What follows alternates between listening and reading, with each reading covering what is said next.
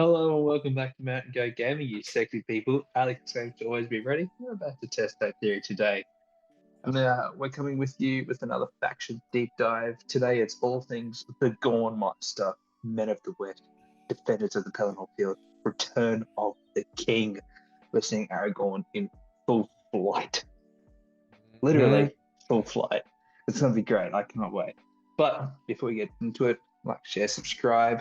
Please hit the bell button so that way when we start talking, you guys start listening. Damn, A huge shout out to our sponsors, Bards Table and Oz Wargaming, for giving us the goods, helping us out with the tournaments that we're producing, as well as helping us just in general to keep this channel somewhat growing, fully growing, really growing. I like to think we're growing. You guys should go check them out. Please use code GOATS. Bards Table are giving out the new Santa helm with his daughter Hera, Bride of Death, at the moment.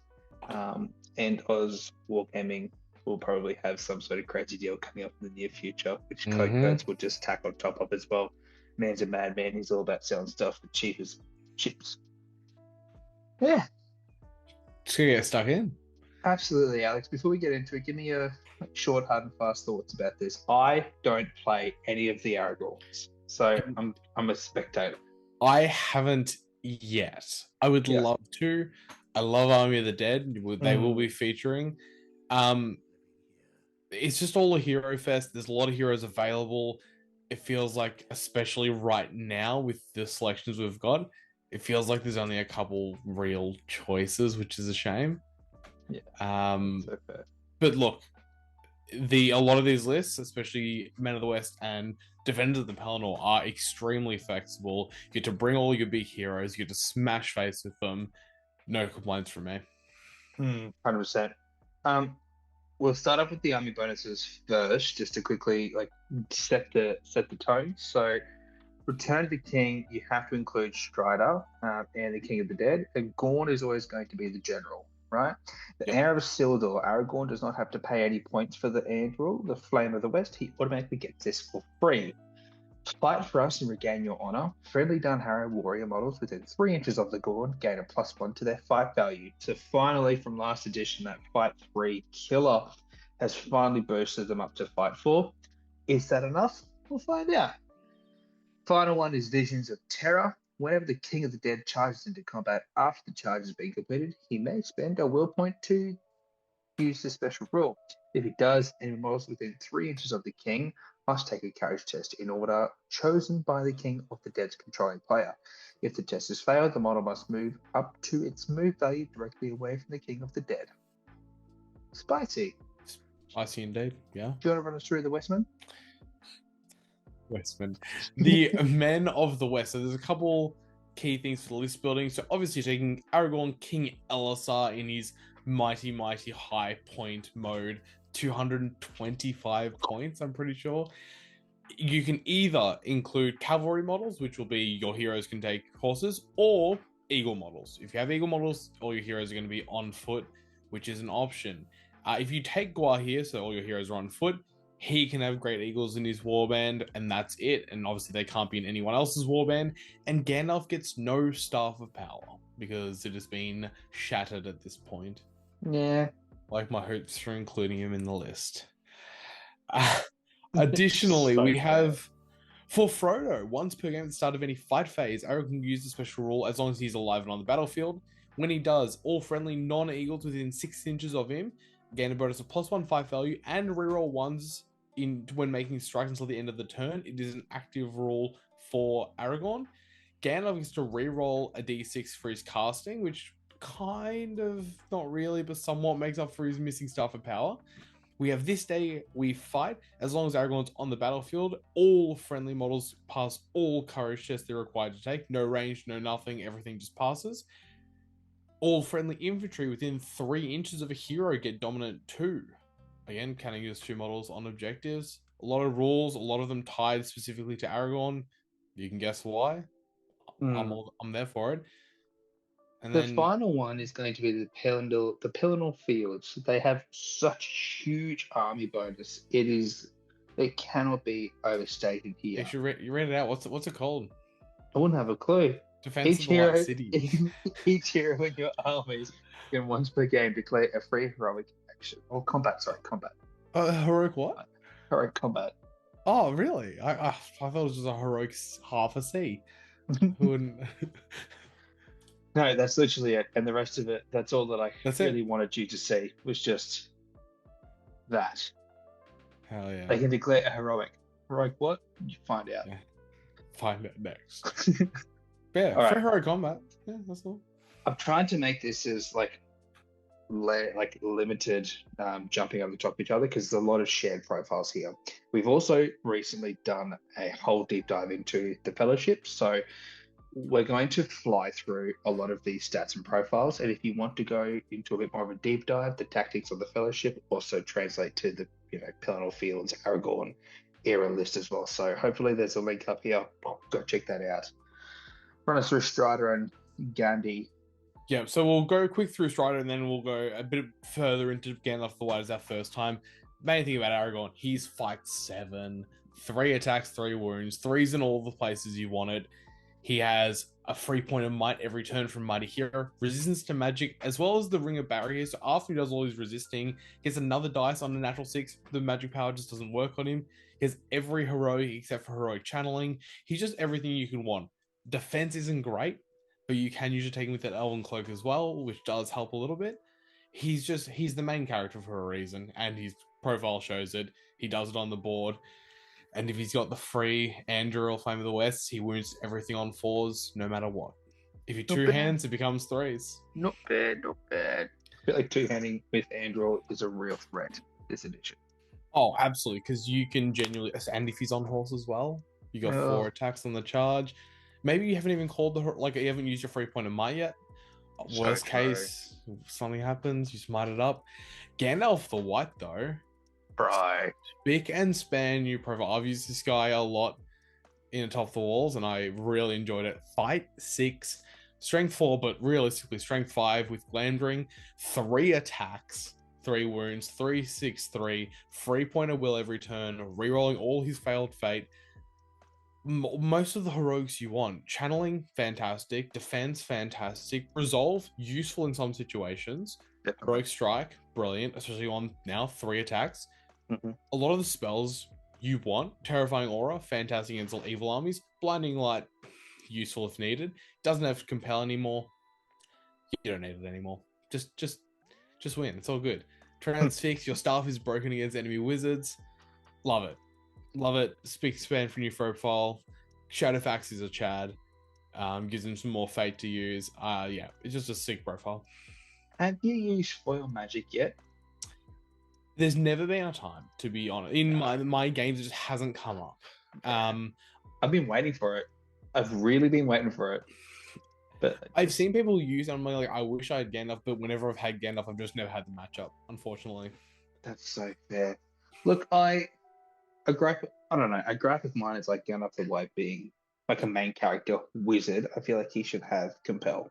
Is just like a personal gripe that I've got. It's not devastating. I think it just never comes up. Like even in the movies, like I can think about a lot of these happening in the movies, like Terrifying Aura, like when he spooks out Bilbo when Bilbo wants to keep the ring in the Shire. I've always thought of that, like, oh, that happens, and like Sorcerer's Blast happens, and like that all happens.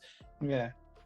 Compel just doesn't, like, it feels like it's more of an evil thing to like tempting your opponent forward and manipulating them. That feels like a very Ring Wraith kind of thing to do. So I'm kind of glad it's moved over to the evil side. I really want to insert the whole like, oh, it's what's happened in the movies type thing, and then have Jacob like Ratabi. Who the fuck's Ratabi? Good. Jesus. Look, Gandalf got one of the biggest flops this edition. He is phenomenal, and realistically, 4 attacks on the charge, man, Jesus Christ, he is a force to be reckoned with. Worth his points for sure. We're jumping straight into Théoden, who arguably I think got just as equal of a glow up, or if not, he finally feels like the king he is, right? So he's 5/5, strength 4, D7. He's got 2 attacks, 2 wounds, 3/3/1. He's still got his armor, expert rider, horse lord, 4th, and fear no darkness. He's got heroic challenge, heroic march, and heroic strike. The one thing that this doesn't have on at the moment is his blade called Snow? What's his blade? Théoden Herogrim. It's actually in his war gear.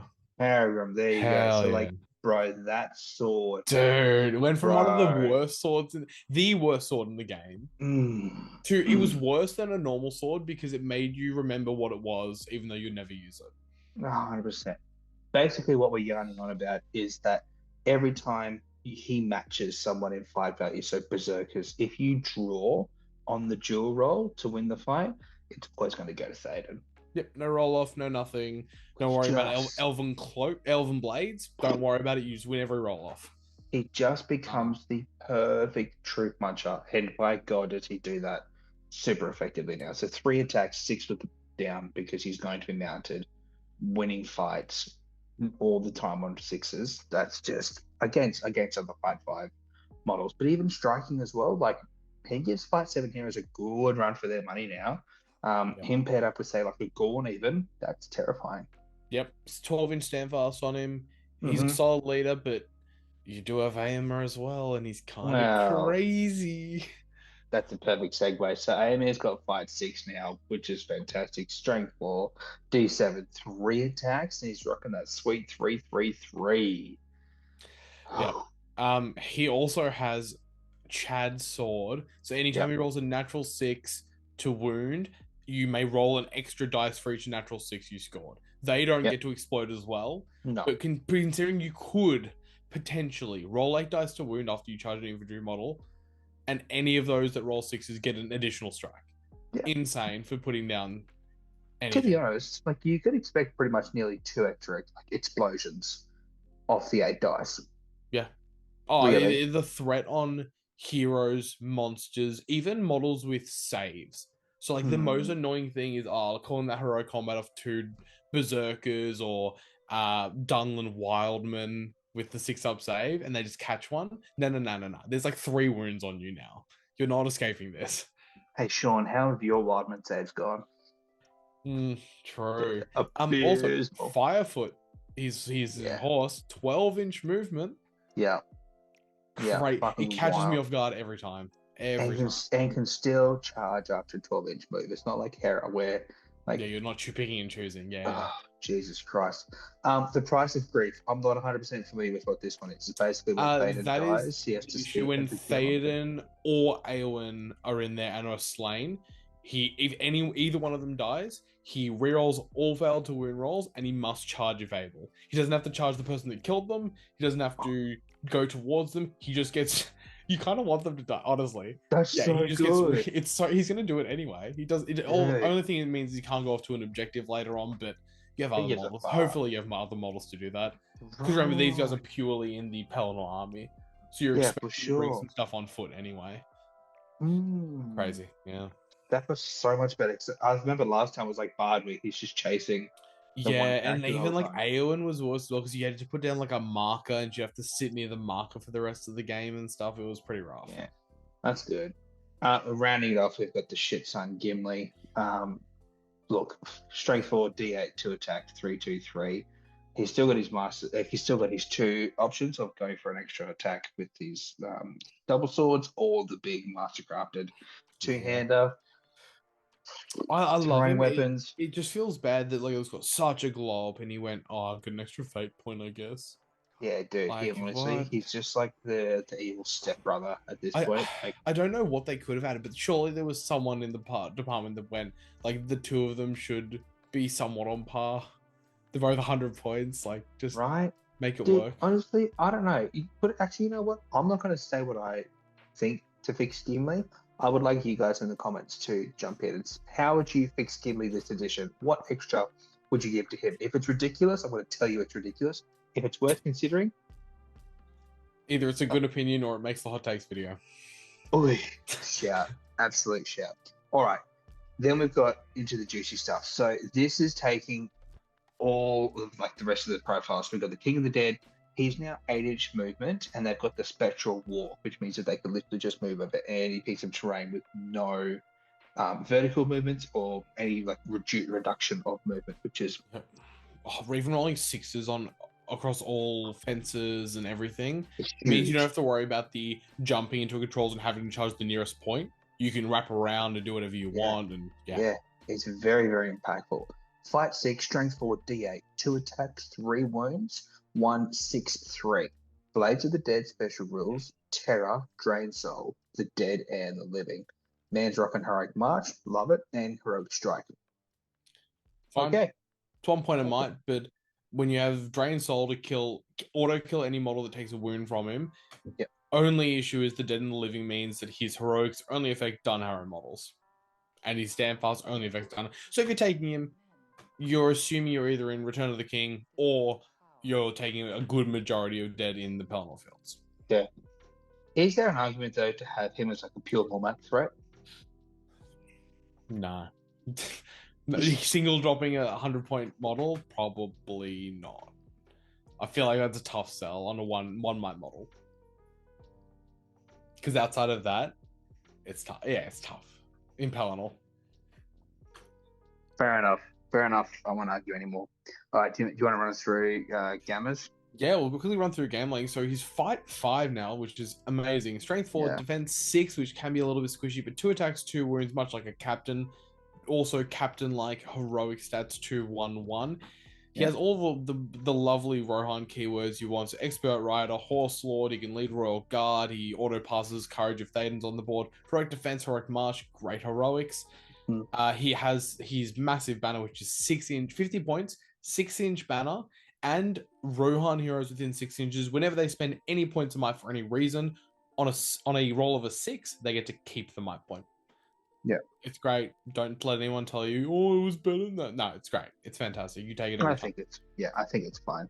Meanwhile, do you want to run us through your favorite boy, Irelas? Oh, my little side piece, Irelas. Yeah, honestly, a little bit overhyped, but you'd definitely still take him. Irelas, Captain of the Guard, that dude that sits in the shield wall, fight 5, Strength 4, D5, pretty much the exact same profile as Gambling, except for slightly lower intelligence, but he's got an extra fate point for some reason because they took his might point away.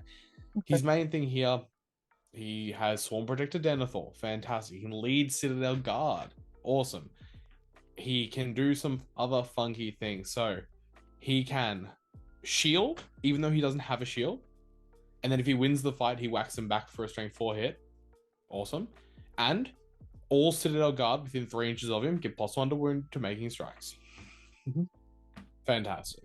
In a list where, and historically, Ministry of Earth don't hit, particularly where outside the heroes, it's pretty nice. This helps so much. This is why Lothlorien are on the table, right? It's because they've got a +1 to wound, which is their biggest weakness. All of a sudden, if you can help kind of patch that little gap, I think it's not a bad shout. 100%. Yeah. Then we've got Eowyn. She's got 5/5, Strength 4, D4, 2 attacks, 2 wounds, 2, 2, 3. Expert Rider, Horse Lord, I shall kill you if you touch him. So that's the one about Thaden. Strike. Does the marker still come into play, or is she just... Nope. Whilst within 3 inches of him while he's alive, she rerolls 1s to wound. If he's killed, she becomes fearless and just rerolls all wounds against the person who killed Thaden specifically. That is it. They're about to say like no cat, that she just turns into a... Oh, dude, that would be disgusting. Holy fuck. And then we've got the tiny little shit kicker Peregrine. He doesn't do much. I will say though, because in this army, you can't take Pippin on Gandalf in this army. You can take Merry on Eowyn though, which is one of the biggest upgrades in the game. Because so for 25 points, you get he's on her with a shield, so he's defense 5. She gets resistance to magic, 3 attacks, and she can use his stats, which is 1 might, 1 will, 2 fate. So you're rocking around with a 3 might, 3 will, 5 fate model who has Horse Lord and can therefore use her 5 fate now on the horse. That slaps hard. And how many points is that off the top of your head? It's like 110. See, she used to be far cheaper, and they kind of realized that she's pretty good. Yeah. So anyway, strike from 5/5. She also the equality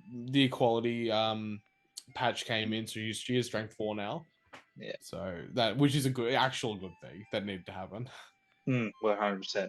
Look, overall, I think stats wise that everything's looking pretty good. Everything's looking like it's got a bit of a buff. The general theme at the moment is every single time I finish this segment, it's like this hero got really good. This hero got really good. It's like they all kind of went up, and the heroes who didn't go up with the rest of them, fuck me, you're feeling it. Like I look at poor Azog right now.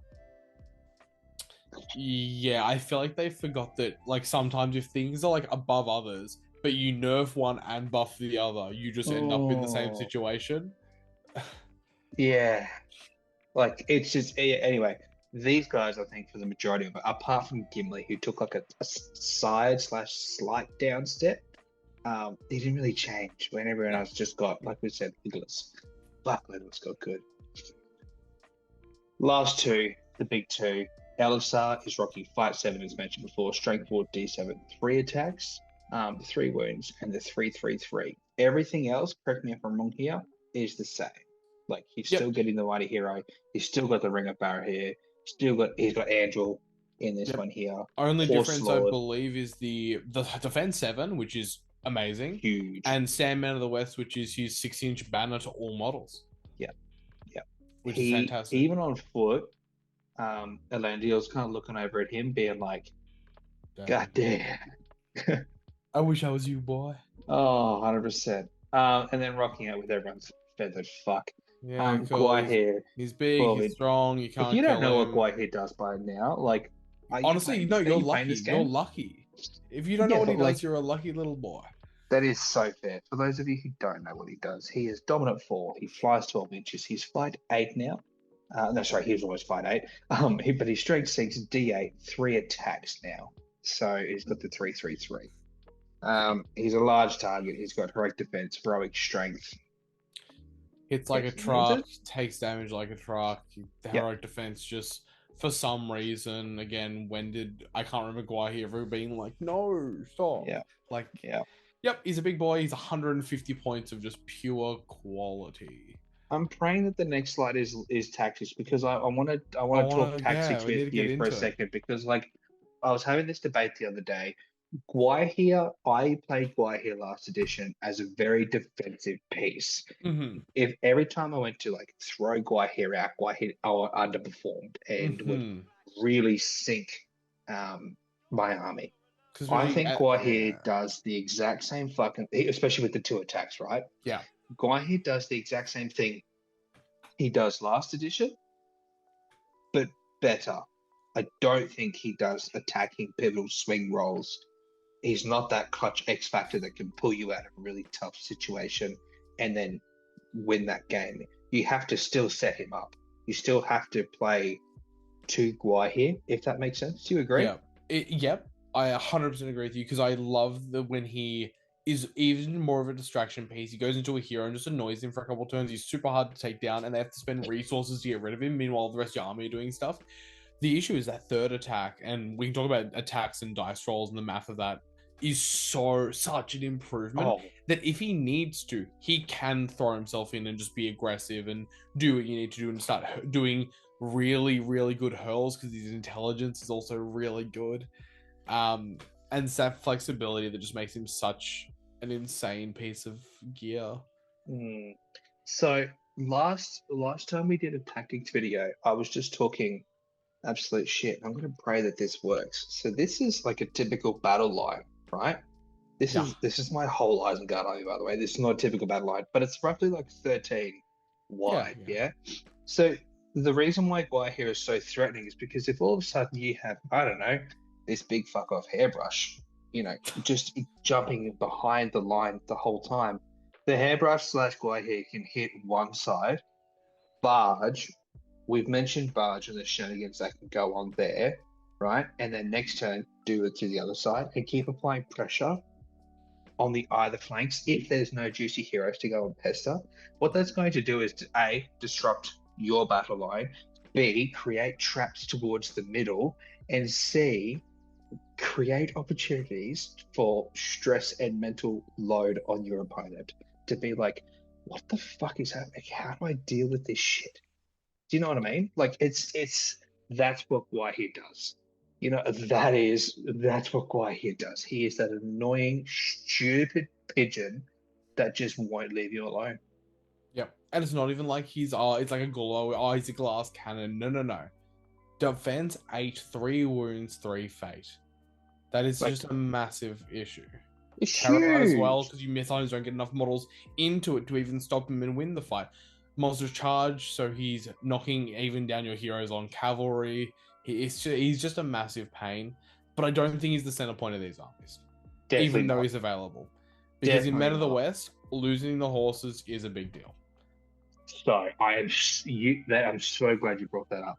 I think the best version of Men of the West includes Aemir. I don't think it includes I Gwaihir. massively agree. And if you're taking Aemir, you're taking him on horse. And if you're taking him on a horse, you're not taking Gwaihir.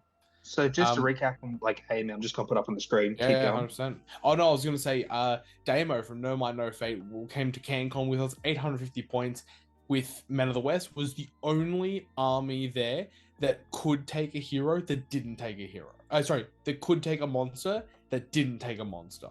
Wow. And that was because he went for Aemir, Legolas, Aragorn, maybe Gimli as well, I can't remember. All mounted, no Gwaihir. But I can see why. Oh, me too. I think the exploding sixes is a real undersell, and the fact that Aemir's 12-inch horse. Yes, we spoke about Gwaihir with flying. He could do all this. But like the pure ability to take, even forgetting Legolas, let's assume Legolas is on foot and just doing more of his support shenanigans and he's not there to just crunch. Aemir and Aragorn hitting on the charge if they can't respond for that turn, hitting the charge, both calling a combat and just running through 8 dudes is crazy for your army list and your numbers, assuming you haven't taken a massive horde. Even if you're relatively equal, even within like 8 models of each other, just slamming that many dudes down, and then they go, oh yeah, if you ever come up to with your hero, I'm just gonna bump myself up a fight value with for Frodo. correct me if I'm wrong. Gwaihir's moves only affect himself. I believe that is correct. Correct me if I'm wrong, because I'm going to go on a tangent here as to why I believe that Aemir is the better option. Aemir and Aragorn, that is correct. Only Yeah. Eagle and Wizard models may benefit from Gwaihir's standfast or benefit from his heroic actions, which does include heroic combat. So if he calls one with other people, only he will move from it. So Alex, let me ask you a question. If you have the potential to get a free might point every turn, I don't know, because you took the best bloody centerpiece of the movie called Aragorn, and you then took a super ninja called Aemir with exploding sixes, fight 6 strength 4, knocking people down on a 12-inch moving horse, would you potentially like to call a strike with him, or just call a free heroic combat and get that with your centerpiece model and keep doing that every turn? Yeah, I think the threat offered by both heroes mounted outweighs both of them on foot with a Gwaihir. And the thing is, if you're are you taking Aemir on foot? Because it's a lot of points for a dude on foot. No, like Yeah. Aragorn isn't even that scary on foot, bro. Like, yes, he slaps. He's got. There's just so many more ways to mitigate him. Yeah, but if he charges, you're immediately like, cool. I need to stop the heroic combat immediately. How many more guys is he going to go into? Is he putting lethal threat to someone? Do I have to call a counter strike? Yeah. If Aragorn's on foot and my hero's exposed, I'll probably cop it. I'll cop it one turn. That's so fine.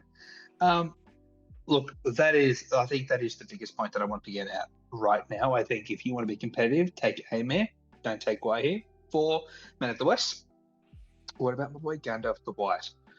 Because he has been shafted. We hyped him up. He's got a big blow up. He's looking good. He's feeling good. But fuck me, I just don't see him. These two, like, you can take Gandalf the White in 3 lists. Yeah. You can take him in Men of the West, in Defenders of the Pelennor, and Atop the Walls. I'm only taking him in one of them. It's not the ones we're talking about today. Correct. The Blackgate one is just such a significant downgrade, and you don't get Merry on him, which is actually a massive thing. Not getting Pippin mounted on him is massive, and not having the 3-point will is like the reroll is just to help him be more consistent. You can still it's still a 5+ Sorcerer's Blast. And I would rather throw 2 guys than a reroll at it. Yep. And the worst bit is if you channel, you still have to spend one of your 6 will instead of using the free one from the staff. So fair. Shit. Especially when your hero spots are so valuable and so limited, he's not making it. Defense of the Pelennor, you're also not getting Pippin, and again, you have so many choices, and I don't think he's cracking the list. Definitely. I don't really think there's much more to add with the Gandalf debate there. I think if you want to take him for flavor and fluff, you do you, and you'll have a good time. Like, he will not let you down, I think, is the main point now. I just don't think he's completely optimal. Yep. King of the Dead, what are your thoughts on him? In his Legion, we'll talk about Return of the King a little bit. He is really good. The one thing I did realize as we're talking about that is his thing where he charges, spends the will point, and pushes everyone back with the courage test. It does not say they can't move afterwards. So if you're doing that with priority and you push people back after they fail the courage test, they can just move back in. Oh, shit. Which is really sad. So you really kind of want to move second with him. He is a 1 might model, so he's prone to just fluffing. He's only got 2 attacks. So he wants to take on 1, maybe 2 warriors. He only comes into heroes when he's probably helping Aragorn, or if it's not a mounted hero, just so he can duel them. He's defense 8. He's got 3 wounds, 3 fate. That's fine. Obviously you're taking him in Return of the King, and he's great. Am I taking him in Pelennor? Probably not. There's so many other. We have an Aemma mounted. We have so many options. We have Legolas. We have Irolas. There's so many options. Return of the King, though, I think is very interesting because we'll talk about Legolas is great. I'm really concerned people are taking Legolas too early in that list. Definitely. I don't want to see him until at least 650 up. I think 600, you take the 2 and you hit, I think it's like 24 models. I want to see 2 Cav. I want to see a banner. Yeah, because I feel like it comes in too early. Tyler, do you agree? Absolutely, I agree. 100%, without a doubt. Did you actually hear all that? No, absolutely not. I was really hoping you would just keep going with it. Dude, it would have been so. I was just saying that I think people in Return of the King, people take Legolas, and we talked about this before, people take Legolas too early. Yep. Until I see a good number of warriors, 2 riders, and a banner, I don't want to see Legolas. Yep, I would agree entirely. Yes! Oh, boy, you've had a fucking haircut. You've had a shave. You're looking fresh. I know, Jesus right? Christ. I'm looking like somebody that's actually gone outside and touched grass. You literally did touch grass? Whoa. I did. Literally, I touched grass today. To be clear, he didn't want to. I didn't want to do it. Even Friday, I had to touch grass. I had to freaking mow and fucking hedge trim and fucking all this shit. You then play Magic in the evening, but let's not shut up, man. It was a build-up. It was a reward. I need a selfie. Send me a selfie. John, can we please send and put that selfie of Tyler touching grass on the screen right now? Oh God, absolutely. Oh Jesus Christ! So yeah, Return of the King. Get those 2. Get to 24-ish models plus. Then you look at your Legolas. Then you probably look at maybe a Herald, and then you maybe look at Gimli. How sad! It's sad. It is sad. Shafted. I want to love him. Fucking hard. The one thing I said, like when we're going through the rules for them, is they've now got Fight 4, which people were crying for last edition, right? But they're still Strength 3. Like they're blades. It's also, we went from, it was 6-inch banner and now it's a 3-inch Fight 4, which is fine and all, but the bump to Fight 4 doesn't excite me. When it's only 3 inches, and the other thing is, well, the Harbinger of Evil not acting the way it used to makes it this army just feels honestly worse than last edition. You also don't have Harbinger at all. No, and then it just does. Oh no, I think they did take it off the Herald. I don't think you have it at all in the army. Really? No. Oh well, sorry. Yeah, but you're right. It doesn't affect Blades there because it's only courage test now. But yeah, he lost it completely, which is also crazy. So yeah, I'll just give you like my hot takes on this army. I think this is very much like the fact, like, use your ability for the Return of the King. It's Spectral Walk, so you can move over anything and not really give a shit, and you're moving 8 inches with defense 8. So you're really tough and hard to get. Play for those 2-3 objectives, or gun one side, or defend your supplies, and that applies to Reconnoiter as well, and just sit. Don't expect to kill. let Strider do his work, but don't overextend Strider, because he will be the only person who's really going to hold his weight or any weight for the army, right? But there's only so much a D5 person can do for your army. Do you know what I mean? Like, if he doesn't get the 6, he's really prone to just kind of... Yeah, the issue is the opponent only needs to think about three things, which is your troops, Aragorn, the King of the Dead. King of the Dead, ignore on everything. As long as he doesn't get near your heroes, especially if they're low fate, you don't care. Realistically. Aragorn, their leader, linchpin, low defense. Obviously, he has some threat to him. Just keep sending warriors at him. Yep. And then once he's lower on might, then you start sending in the actual threats. Or the troops, and you go, I'm going to spend every point of might and just crunch through these dudes and get your model count low enough that the game's essentially over.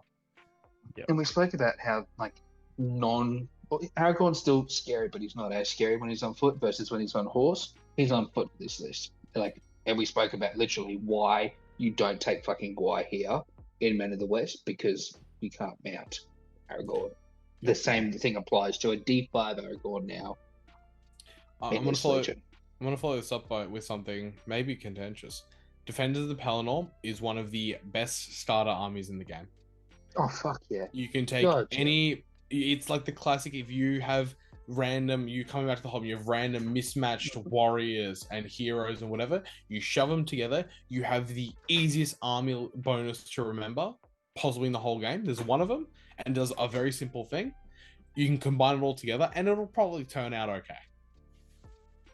Tyler's running through he's like, did the sculpting town work? I will say Legions of Mordor makes a very interesting argument as to why it does, except it has the not only bad but also somewhat confusing army bonus. I don't know. I'm just saying, just like the models to shove together. That is so much evil. I'm not saying the army bonus to work with, but in terms of getting your models, Legion of Mordor would be there. But Defenders of the Pelennor, at least you would feel like you're still in a lot of games, or you're at least feeling like you're having fun. So yeah, I would totally agree. 100%. I feel like this will the tactics part will kind of extend as we especially talking about the lists as well. We've shot some together. Do you want to just jump straight into them? Let's just get into it, and then as we go, we'll start to keep talking about the tactics as well. If I offended anyone with my list building, I also apologize ahead of time. I'm not. Deal with it. 850 points is the first one. So this was KingCon's level, correct? Yes. So we've got King Elisar with Aemir, throwing spears, 5-foot shield, and Legolas with horse armor. A smattering of tin cans with shield spears. We've then got Rohan with throwing spears and bows to back up. And that's pretty much across the whole army here. So we're rocking 9 might in total. Broken is 20 dead. 12 throwing spears, so max throwing spears, 8 bows. Yep. This terrifies the shit out of me. It's solid. I genuinely do see the argument for just dropping the horse on Legolas and getting a couple more dudes. My main thing is, again, if you have the opportunity at 850, a lot of armies are around that 40 model mark. If you have that turn where all 3 can safely engage, triple hero combat, and just start breaking through their numbers, you have just such a great position from there. Yeah. And again, like, you could trade Aemir for a Gwaihir, but then you lose all the warband slots, and what are you doing with it? Yeah. The list feels really clunky, and you feel like you kind of have to fill out captains when it comes with Gwaihir. You know what I mean? Like, I'll just throw a captain in there to get more models to try and increase. I think Gwaihir's a trap. I think Gwaihir's a complete trap with this army. I really do. There's other places to use him. It's just not. I mean, the only one argument I would say is 600 points, and you just have Aragorn, Gwaihir, Eagle, and then just fill out Aragorn's warband. Interesting. How about 700 with Legolas? Hey, look. We'll get to that. Yeah, true. You drop ammo and you just basically... Oh, but then the warband is... Yeah, it's tough, but I get it. Yeah. True. I tried to drop it lower. Of 700. Talk us through it, bro. I was just basically like, how can I possibly get Gwaihir in here? Because I was like, could I do it at like 500 points and just drop the whole Legolas warband? And I'm like, I don't know, it just doesn't do it for me. So I tried to make it at 700 points. So didn't put the horse on Legolas, just kept him on foot. 25 models at 700. I'm like, okay, it's something. I'm just sitting there being like, you're just relying so much on Gwaihir. As soon as you're on foot, it's like everything your damage output requires him to go well. Legolas needs to roll well. Aragorn needs to do stuff. It's tough. It feels really tough. And again, you have 3 might that can't affect the rest of the army. Yep. I'm trying to make a case for it, which is can't. crazy. I can't. But I it's instantly tough. want to go back and talk about the 850 list because I feel like at the moment, if I'm sitting here listening to this podcast, I'm thinking to myself, so where's the part where I want to buy this army? Because me personally, I think Men of the West, I know that Men of the West is the most competitive of these 3 choices. And they're everywhere. Men of the West is being played more so than I would say the other 2 lists. Yeah, okay. So the board-wide fearless, or not taking any sort of courage test of any sort, is a real pain in the ass.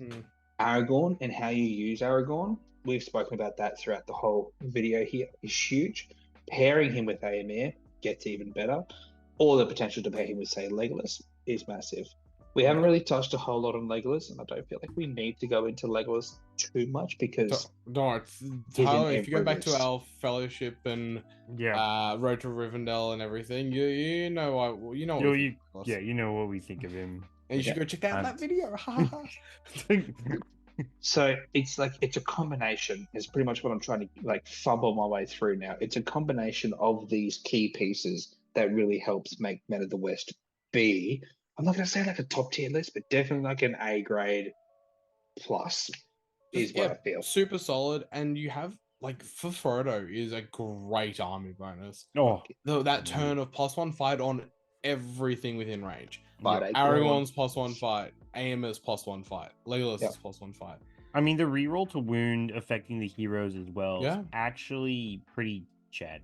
Especially when Aragorn only needs 4s or 3s. Or Rolling 1s is fantastic. Aemir, if that 1 rerolls into a 6, and that gives you the extra wound roll as well, and 100%. all sorts of stuff. Yeah, and that's also why you make the argument of the heroes being on horses, genuinely.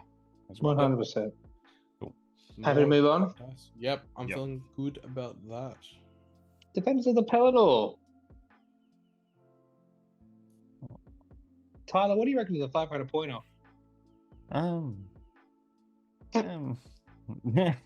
Look, I 500, just cheeky for the 500. So cheeky little 500. It's super defensive and reactive. The Citadel Guard are not keeping up with the Warriors of the Dead. But I mean, if Aralast still had March, it'd be freaking nice. I know. However, in a box, like any choke point, have fun. You are to the probability this army's gonna crunch whatever it's up against is highly likely. Legolas is still as well. You can look at our other videos to see how cancer this model is in this edition now. And Aralast is subtly just cheeky. He can just be inserted where you need him and provide +1 to the areas that you need, +1 to wound for the Citadel Guard where you need to. But I like it. 26 models is still a fair amount at 500. Your front line is cheekily wide. That's assuming your heroes aren't even in the shield wall. 8 in the front, 8 in the back with some bows on the sides, the rider as well snuck in there. Yeah. I know I wrote it and I feel like I really like it. Yeah, I don't know if I'd run it because it's a bit scary. Look, I definitely would run that list. Yeah. I just don't Aralast is good.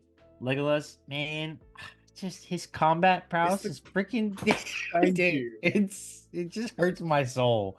It's I didn't need him getting a kill from a shooting. He's in combat. Yep. 100%. He needs to kill from a shooting to where it's it's 3 guys against me. Thank God I got rid of that one to make it 2. Because if you win the fight, you're wounding me. That's how it feels with Legolas. And in a world where he's your general as well. Exactly. Yes, he has 3 fate. That's all well and good. But when he's so fragile, it's do you really want him to have to go and get you kills, or would you rather the army kind of do that in this situation? Yeah. Cool. Yep. Okay, 700. So I've put Aemir as general because that does mean that all your Rohan stuff gets +1 fight value on the charge. I did have a version with Aragorn in here, but he has to be the general in that one because he becomes Hero of Legend. Mhm. So demoted him, kept Irolas in there, still had the Army of the Dead with the Isengard spear supports, but now you have a 9 model mounted contingent. You got enough Royal Guard in there. You got the 4 shots from the Riders with 4 more from the Longbows and Legolas. 31 models. This What do you is guys nice. think? It feels like a nice little scale up with a decent hitting punch to help wrap around a really solid defensive line. That's how I view this. Yeah, well, to be honest, like looking at this, thinking the model count just seems so low for 700. But when you're looking at the average cost per model, you're roughly looking at 13 to 14 points. Correct? So I definitely like this list because the infantry block is basically adapted from the 500 point list and it'll hold relatively the same. And then now you actually have a crunch or a breaching aspect of the army.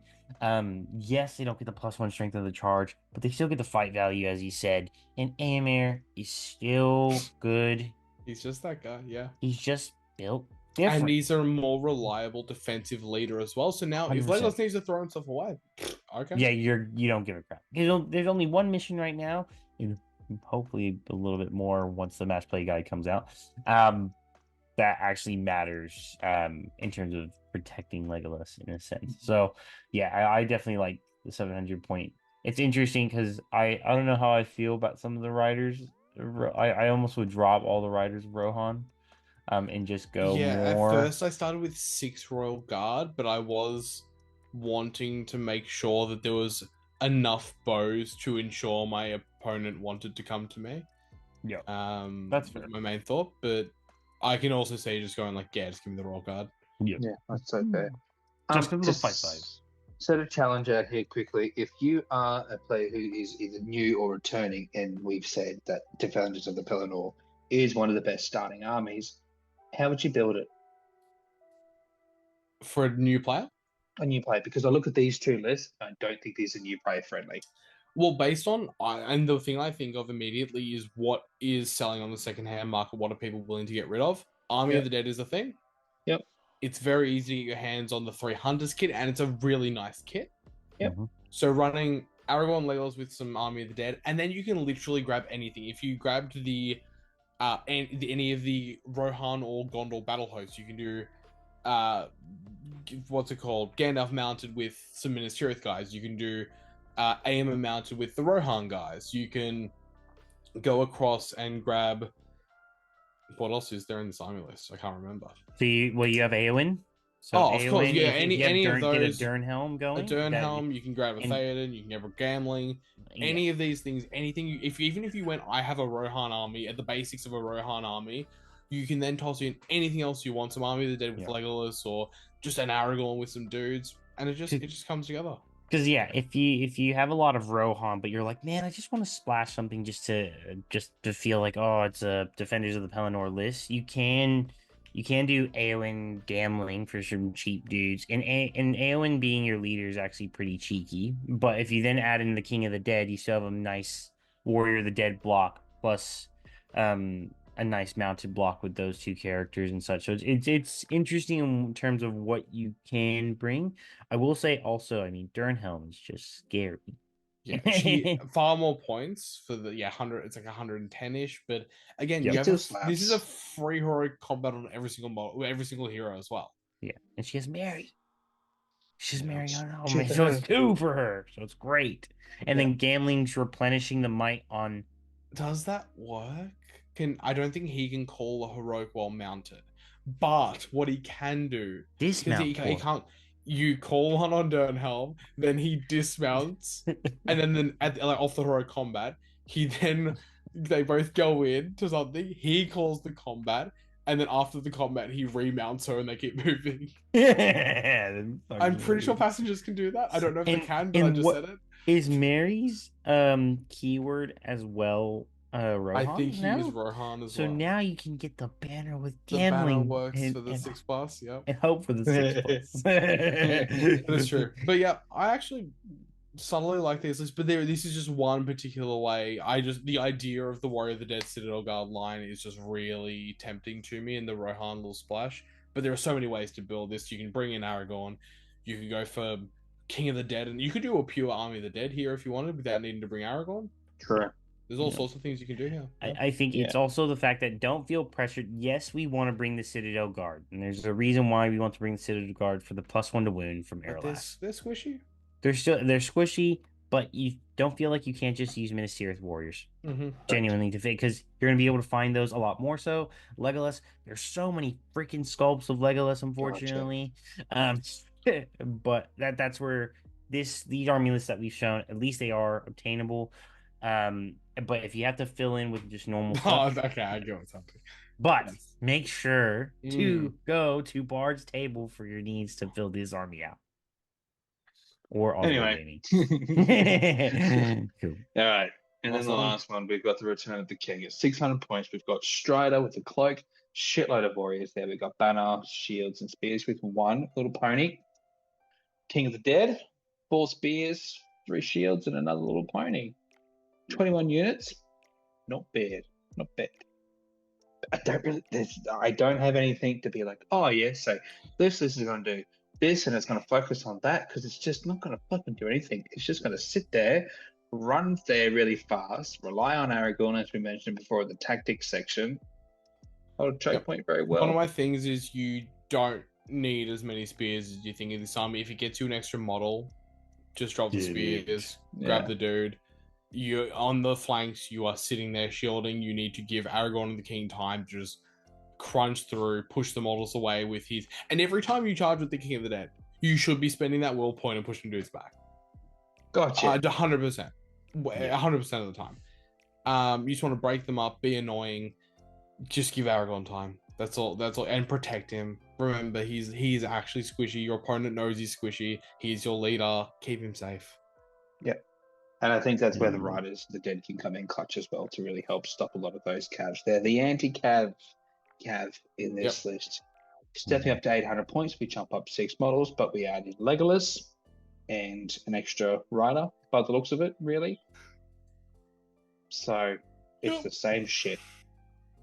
Like, you have the added bonus of Legolas being Legolas, and like, that's not to be undersold. Legolas does help this list, just as he helps every fucking list with Legolas in it. So have fun. I did just think of something for Defenders of the Pelennor. You can conceivably bring a list of I don't know if you can bring Knights of Minas Tirith in Defenders of the Pelennor. I'm pretty sure you can, because it is with, you can bring them with You can conceivably bring a list with Aragorn or the King of the Dead leading Riders of the Dead, Aemma or any Rohan hero leading any of the mounted stuff, and Gandalf leading Knights of Minas Tirith. If that isn't a cavalry army's wet dream, I don't know what is. It is also like it's also 500 points to do that, so don't take it. Oh no, you have to bring all 3. Wait, is Pippin? Does Gandalf get Pippin in this? Wait, am I dumb? Is this automatically on him? No, it definitely should not be. Oh no, it's unselected. 200. Yes, it's unselected. Yes. Yeah. Pippin, you know, can you bring a Pippin? You cannot. You can. It's just Mary. I'm pretty sure. No, you can, but he's on foot by himself. That's so, no, you're not. You are not doing that. But again, you could do what Alex is saying. If you have a 1,000-point tournament, 100%, that's actually a valid play. Give me 14 seconds. MGG opens 1,000 points this year. Maybe I'll just run that. Maybe I'll run that. I'm TOing. Go, King. Yeah, man. Yeah, but he has to have a Gumby, and apparently he always has to win with the Gumby, right? Yeah. Okay, all I'm saying is it's 23 models at 800 points for Aemma, 10 Royal Guard, most with throwing spears, Aragorn with all kit, 11 Riders of the Dead. I love how he forgot. You know how you mentioned like a Gandalf the White being sprinkled in there from this year? That kind of went to Schnitzel. Do you know why it went to Schnitzel? Because you can't add a tiny little shit Schnitzel on it. The little shit Schnitzel really helps, I'll be honest. He also means I can't do anything. Exactly. He's that bunning snag. Alrighty, guys. We're going to wrap it up here. Thank you for watching. Please don't forget to check out Oswald Gaming in the Bard's Table. But from me, from Tyler Belated, from Alex to you, lovely people out there. Night.